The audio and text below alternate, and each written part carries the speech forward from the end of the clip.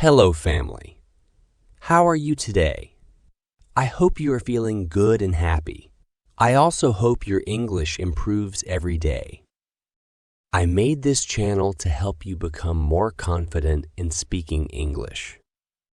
Here, we share stories, tips, and experiences to make language learning easier and more enjoyable, whether you're just starting or have been learning for a while.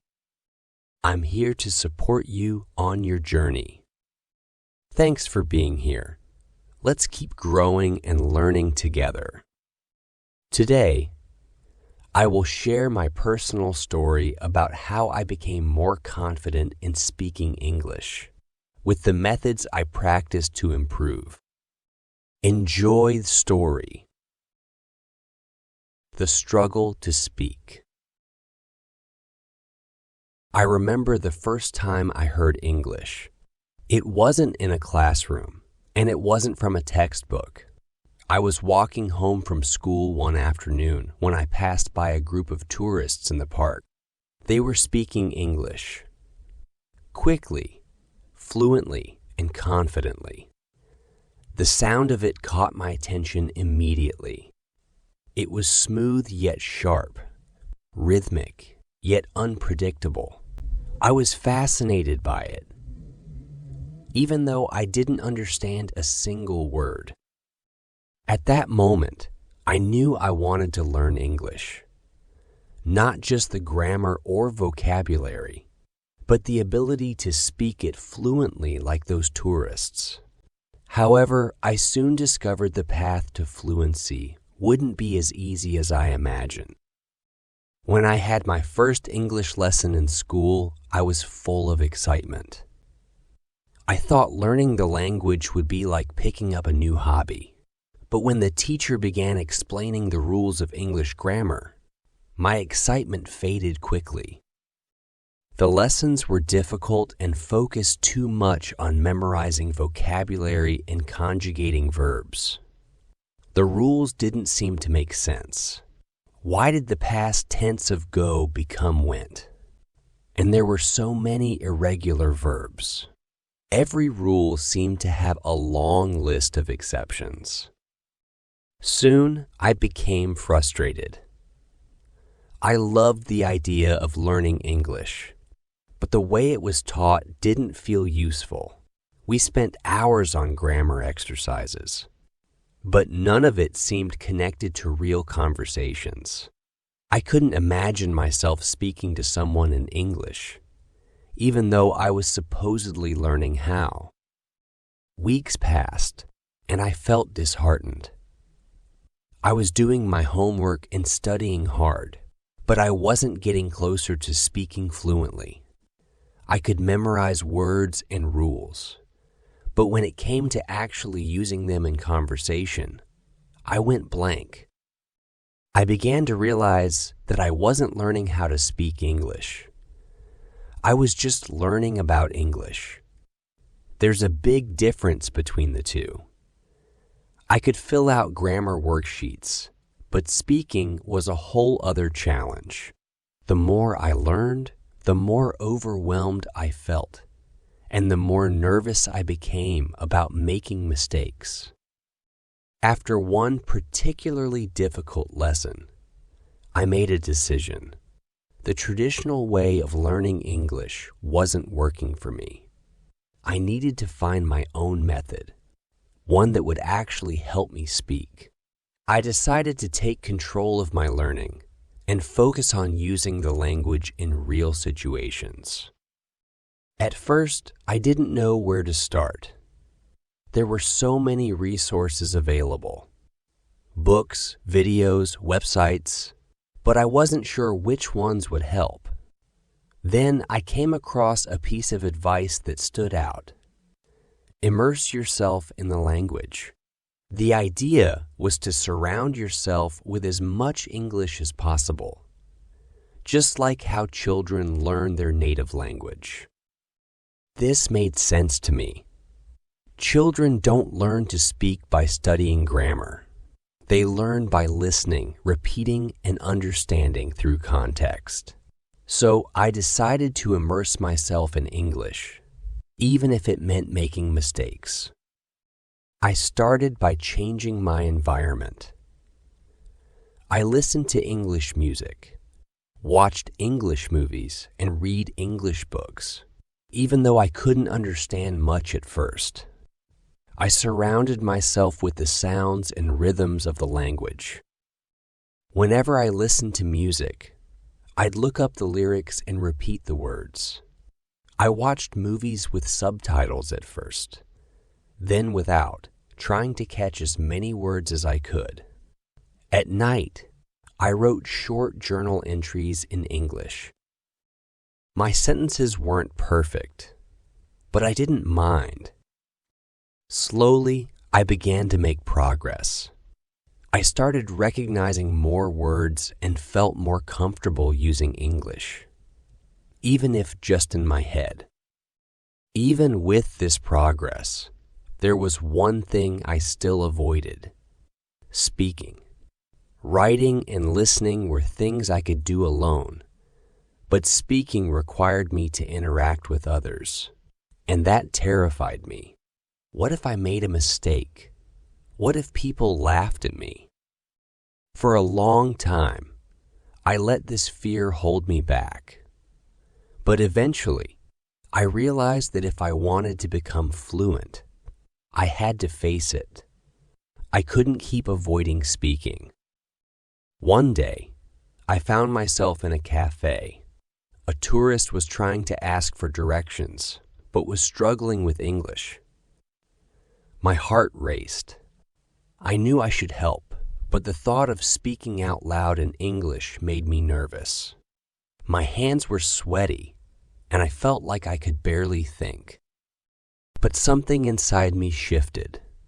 I took a deep breath, walked up to the tourist and said, "Excuse me, I can help you." "Where do you need to go?" The tourist smiled, and we had a short conversation. My English wasn't perfect, but I managed. And it wasn't as scary as I'd imagined. In fact, it felt like a small victory. That moment marked the start of a new chapter in my English journey. I had taken my first step toward overcoming the fear of speaking. Letters and sounds.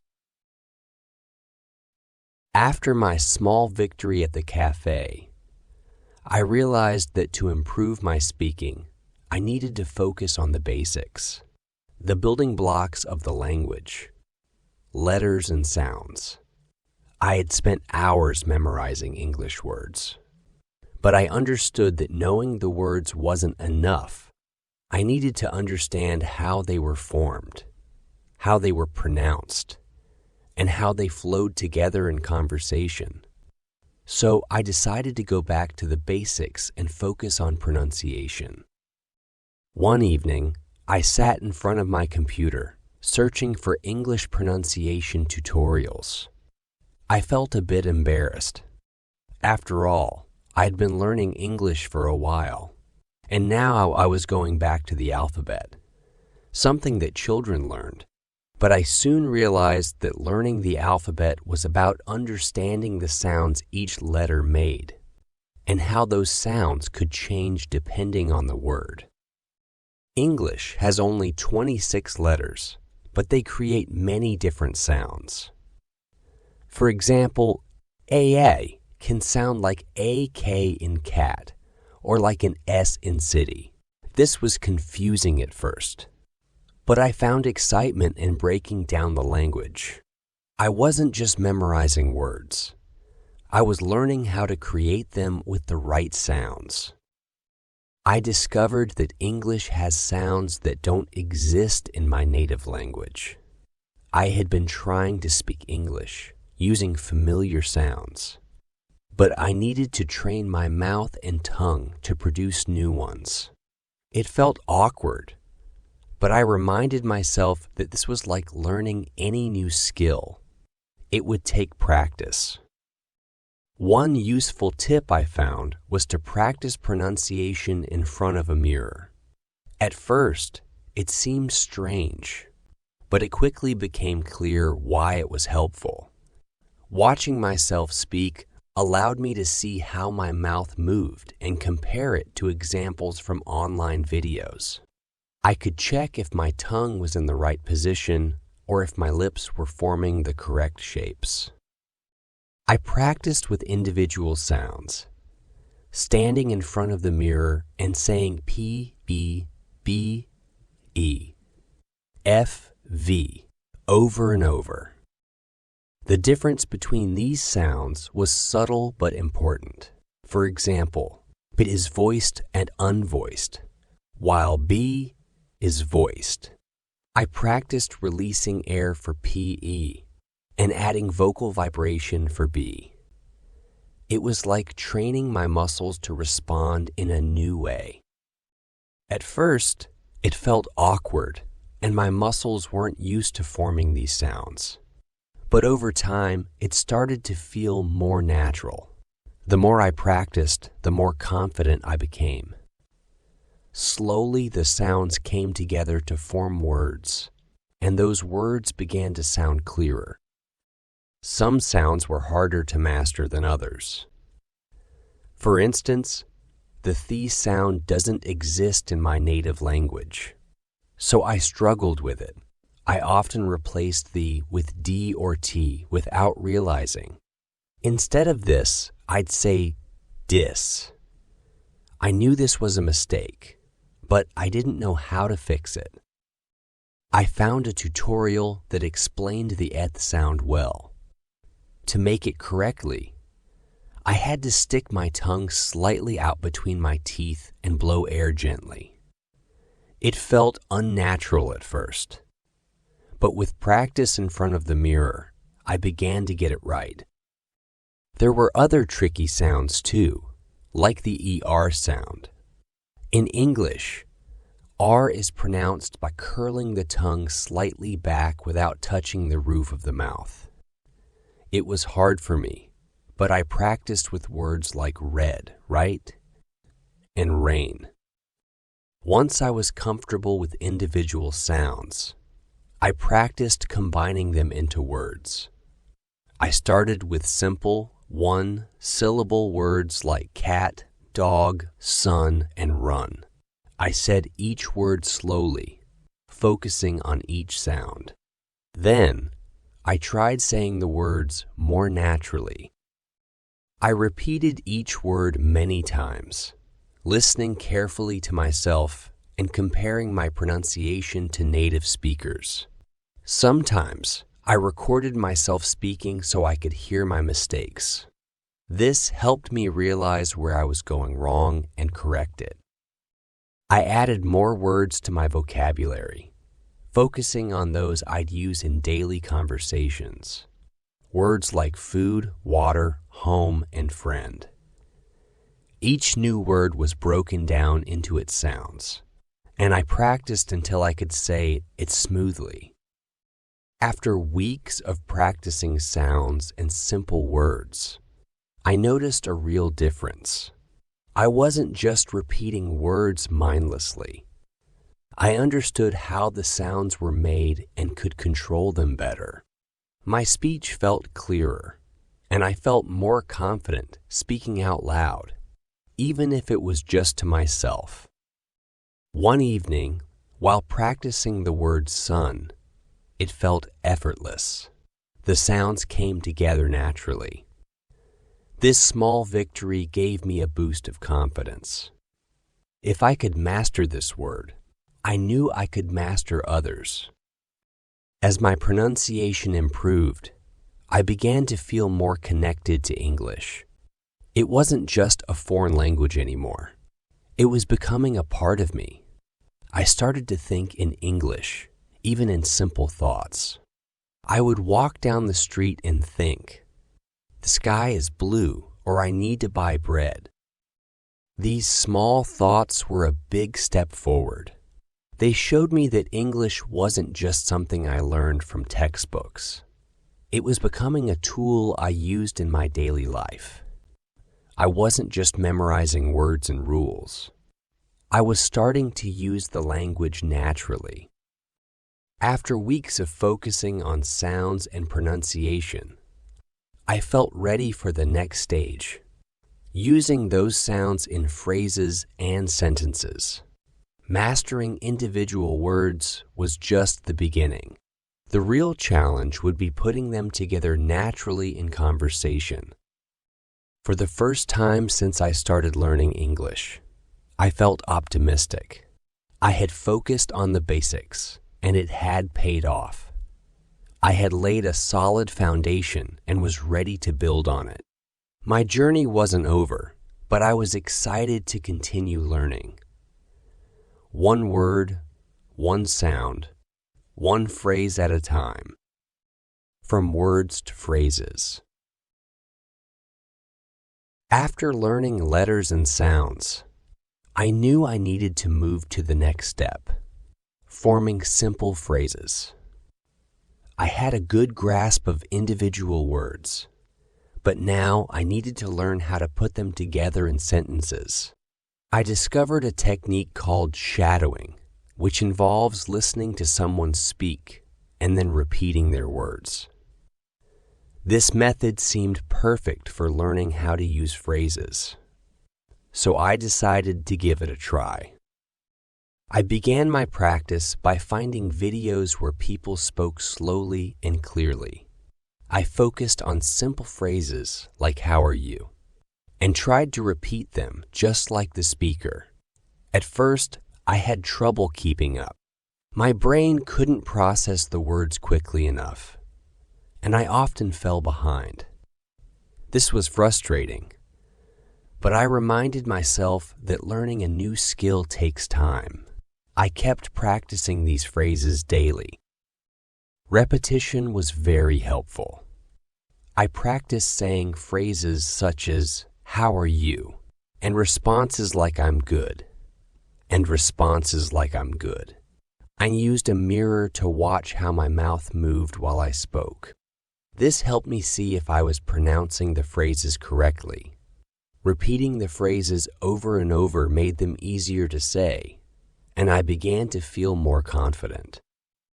As I became more comfortable with basic phrases, I started to use them in my daily life. I practiced asking questions like "What time is it?" and making requests like "Can I have a coffee?" I would say these phrases out loud when I was alone, imagining real conversations. This practice helped me get ready for using these phrases with other people. To see how well I was doing, I recorded myself speaking. Listening to these recordings helped me hear mistakes I didn't notice while speaking. Sometimes I pronounced words incorrectly or spoke too quickly. By listening to myself, I could correct these mistakes and improve my pronunciation. Recording and reviewing myself became an important part of my practice routine. After practicing with phrases for a while, I started to notice real progress. Speaking felt easier, and I became more confident. The phrases I practiced started to come more naturally, and I felt ready to use them in real conversations. This progress made me excited to continue learning and improving my English skills. With my practice of phrases and growing confidence, I felt ready to start using English in everyday situations. I knew that using simple phrases was just the beginning, and that real conversations would be the next challenge. I was eager to keep learning and improving, looking forward to the next steps in my English journey. Understanding the language. With phrases feeling more comfortable, my next goal was to speak English more fluently.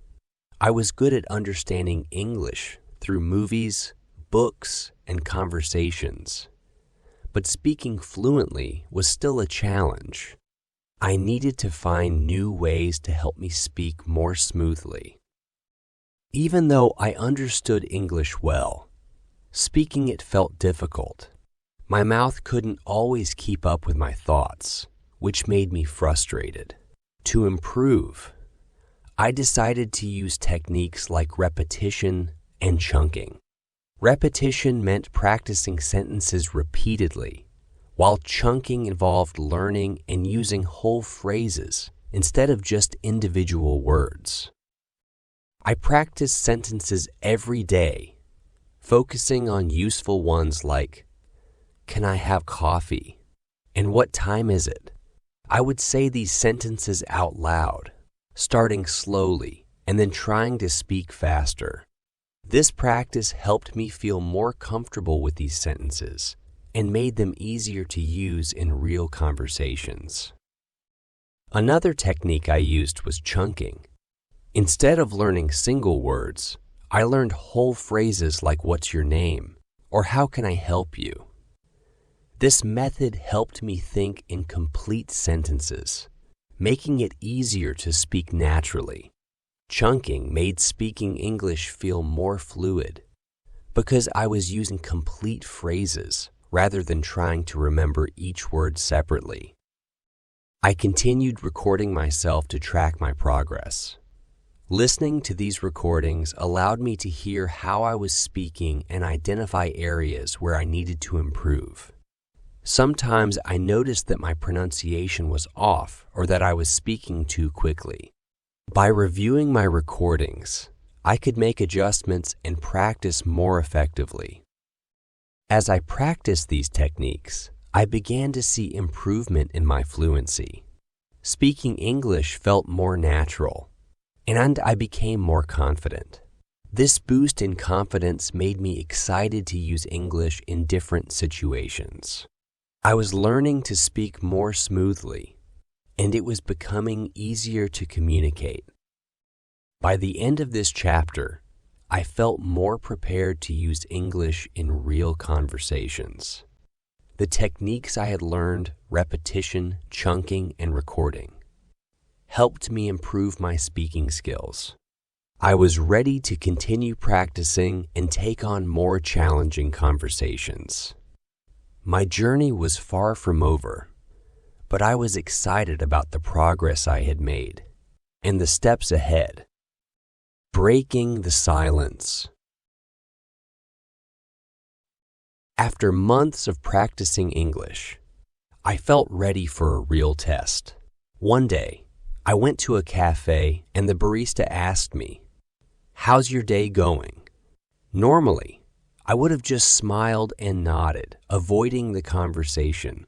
But that day, something was different.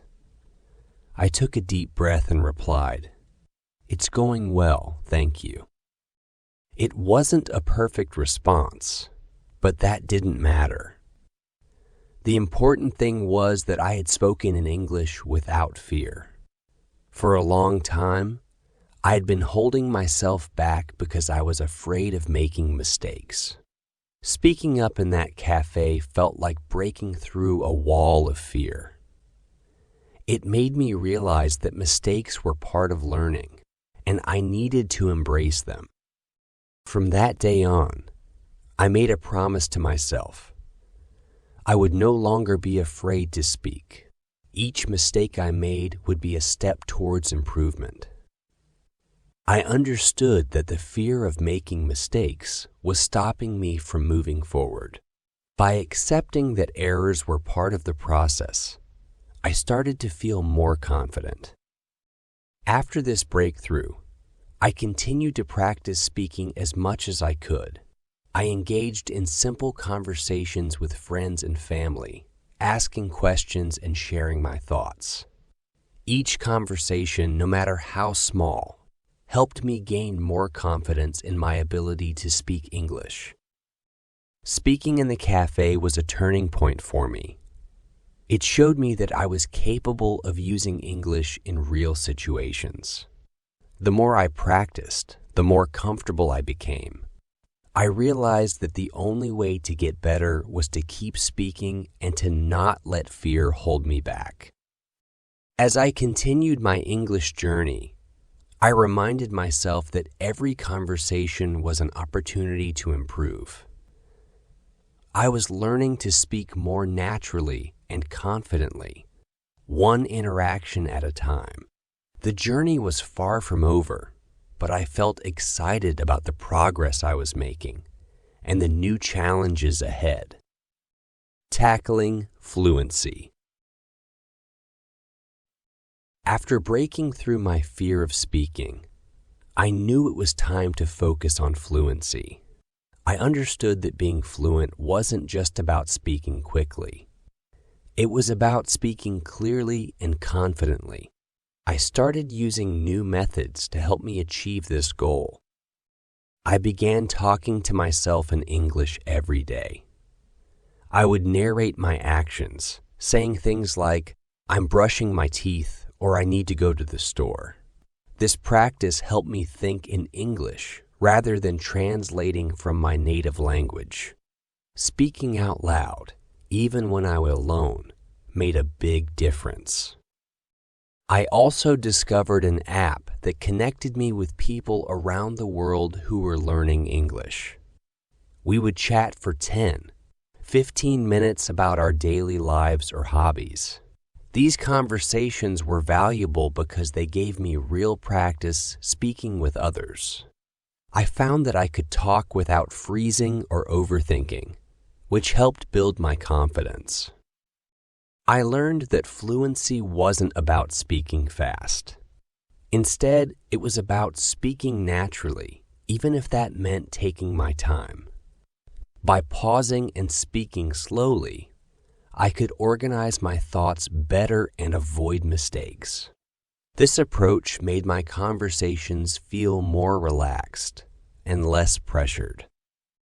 I continued to practice speaking slowly and clearly, using the techniques I had learned. I made sure to take my time during conversations and to think about what I wanted to say. This practice helped me become more comfortable with speaking in different situations. With improved fluency, I felt more prepared for real-life conversations. I knew that speaking English naturally would come with practice, and I was ready to face new challenges. My goal was to continue improving and to use English more confidently in my daily life. Finding solutions. To further improve my English, I explored new techniques like imitation and role-playing. These methods helped me practice speaking in different scenarios and made my conversations feel more natural. I started watching interviews and speeches by native English speakers. I would imitate their tone, expressions, and body language. This practice helped me sound more natural and improved my pronunciation. By mimicking native speakers, I learned how to use intonation and stress in my sentences. Role playing was another technique that helped me a lot. I wrote down different scenarios, such as ordering food at a restaurant or asking for directions. I practiced these dialogues out loud, either by myself or with a language partner. Rehearsing these situations made me feel more prepared for real conversations. One important lesson I learned was that perfection wasn't the goal. I realized that the purpose of learning a language wasn't to speak perfectly, but to communicate effectively. Once I accepted this, the pressure to be perfect disappeared. I focused on expressing myself and connecting with others rather than worrying about making mistakes. I continued to use imitation and role-playing as part of my practice routine. These techniques helped me become more comfortable with different aspects of speaking English. By accepting that mistakes were a part of learning, I was able to enjoy the process and keep improving. With these new techniques, I felt more prepared for real-life conversations. I was learning to speak English naturally and confidently, and I was excited to continue my journey. The progress I had made encouraged me to keep practicing and to face new challenges with a positive attitude. The breakthrough. After months of dedicated practice, I experienced a significant breakthrough. I was no longer afraid to speak English. Even though I wasn't perfect, I could hold real conversations and express myself clearly. With consistent practice and the techniques I had learned, I felt more comfortable using English in various situations. I realized that being fluent didn't mean knowing every word perfectly. It meant being able to communicate effectively and confidently. I found that I could engage in meaningful conversations with others, even if I didn't always have the perfect words. The important thing was that I felt comfortable speaking and could express my thoughts clearly. This newfound confidence made me excited to use English in new and challenging situations. Looking back, I could see how far I had come. From struggling with basic words and phrases to holding real conversations, my journey had been full of challenges and growth. I was proud of the progress I had made and excited about the future. Whenever I meet someone learning English, I share my story and encourage them to keep practicing. I remind them that making mistakes is a natural part of learning, and that every mistake is an opportunity to improve. With persistence and practice, they too can find success in their language journey. My journey wasn't over, but I felt optimistic about the future. I knew that learning English was an ongoing process, and I was ready to continue improving. Each conversation, each practice session was a step forward, and I was excited to see where my English journey would take me next. And of course, you, my friend, also can find success in your language journey. Stay positive, my friend. I am always here to help you. Thank you for watching.